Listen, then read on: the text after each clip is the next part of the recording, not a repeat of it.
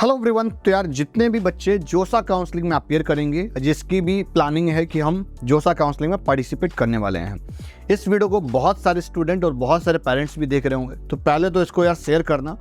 और ये एक पॉइंट था कि आप एक पॉइंट उसमें से है कि अगर आपने इस एक्टिविटी में कुछ भी गड़बड़ किया तो आपकी सीट कैंसिल हो जाएगी, समझ गए?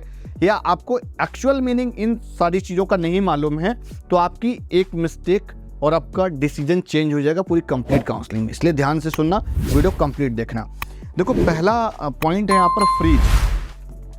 फ्रीज का मीनिंग ये होता है कि आपको जो राउंड 1 में सीट मिली है वो आप सीट ऑप्ट करके सबमिट कर देंगे। फिर आप आगे के जो भी कंसेक्यूटिव राउंड्स हैं आप उसमें पार्टिसिपेट नहीं करना चाहते हैं, और जो भी कंप्लीट प्रोसेस है वो सारा फॉलो करेंगे।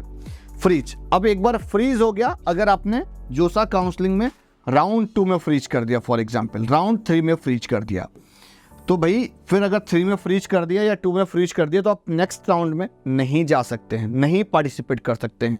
आपका फाइनल जो अलॉटमेंट लेटर होता है वो फ्रीज करने के बाद वहाँ पर डाउनलोड का ऑप्शन आ जाता है, प्रोविजनल वाला। ध्यान रखना, फाइनल आ जाएगा फ्रीज करने के बाद में, है ना। वैसे तो प्रोविजनल रहता है और फिर वो अगर फ्लोट में रहेगा तो वो चेंज होता रहता है, समझिएगा बात को।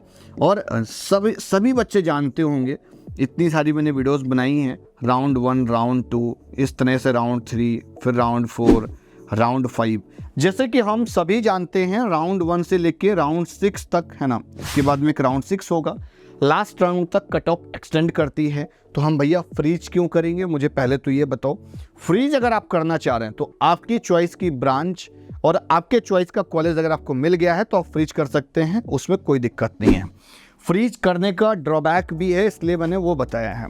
सेकेंड पॉइंट है फ्लोट। फ्लोट का मीनिंग ये होता है कि जो भी आपको सीट मिली है वो सीट आपके पास में रहेगी। जैसे राउंड 1 में आपको कोई सीट अलॉट हुई, आपने फ्लोट सेलेक्ट किया, आप नेक्स्ट राउंड में जाएंगे, आपको सीट अलॉटमेंट आएगी, फिर से ये ऑप्शंस आपसे पूछे जाएंगे, आपको फिर से फ्लोट करना होगा, है ना। और मैं आपको इसमें एक चीज़ और बता दूं, अगर यहाँ पर अगर आप फ्लोट सेलेक्ट करते हो तो एक बेटर वन ऑप्शंस होते हैं। फ्लोट में आपको कोई भी लॉस नहीं होगा, कोई भी ड्रॉबैक नहीं होगा, कोई भी दिक्कत नहीं आएगी। फ्लोट एक ऐसा ऑप्शन है कि आप फ्लोट में कोई दिक्कत नहीं है, फ्लोट में तो आप लास्ट राउंड तक फ्लोट करके जा सकते हो, आपको एक अच्छी सी अलॉटमेंट मिल सकती है। फ्लोट एक ऐसा बेटर ऑप्शन है कि अगर आपने चॉइस फिलिंग परफेक्ट तरीके से की हुई है तो आपको अच्छी अलॉटमेंट मिल सकती है। और कई फ्लोट की जगह आपने स्लाइड सेलेक्ट कर लिया तो मामला गड़बड़ हो जाएगा। अगर आपने स्लाइड सेलेक्ट कर लिया तो फिर फ्लोट का ऑप्शन मुश्किल ही है, जो है फिर नहीं आता है। इस बार देखना आप काउंसलिंग में। तो स्लाइड का मीनिंग ये है कि जो भी आपको सीट मिली है, फॉर एग्जांपल मुझे MNNIT इलाहाबाद के अंदर इलेक्ट्रिकल इंजीनियरिंग मिली हुई है और आपने स्लाइड सेलेक्ट कर लिया, तो फिर आपने जो भी चॉइसेस की होंगी अपने चॉइस फिलिंग में NIT इलाहाबाद के अंदर, उसी में से आप स्लाइड कर सकते हो। कैंपस के अंदर आपकी सिर्फ ब्रांच स्लाइडिंग होगी, बस कैंपस टू कैंपस स्लाइडिंग नहीं होगी। कैंपस टू कैंपस स्लाइडिंग करना है या कुछ भी स्लाइड करना है वो है फ्लोट। अगर स्लाइड कर दिया तो सिर्फ कैंपस के अंदर होगा, जिस कैंपस में आपको सीट अलॉट हुई होगी, अदर कैंपस के अंदर नहीं होता है। विड्रॉल क्या है सर? भैया देखो, विड्रॉल वाला तो मैंने बताया, अलॉटमेंट होने के बाद में विड्रॉल पे मत क्लिक करके सबमिट कर देना। विड्रॉल हो गया तो अलॉटमेंट चली जाएगी। विड्रॉल आपको नहीं करना होता है, मैं ये बोलूँगा।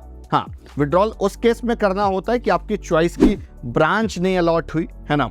और विड्रॉल की जो last round, I think 4th round तक विड्रॉल इजीली अवेलेबल रहता है, अच्छी रिफंड पॉलिसी के साथ में, तब तक आपको विड्रॉल कर लेना चाहिए। अगर आपको गलती से आपने कोई भी ऐसी चॉइस फिलिंग कर दी है जो आपको नहीं चाहिए, या गलती से बाई मिस्टेक फेल हो गई थी, अब हम सर CS भी राउंड करना चाह रहे हैं, ऐसा करके है तो, है ना। तो जिसको अच्छा अलॉट हुआ है वो विड्रॉल का और ध्यान रखे कि कहीं वो गलती से विड्रॉल ना ले ले, है ना।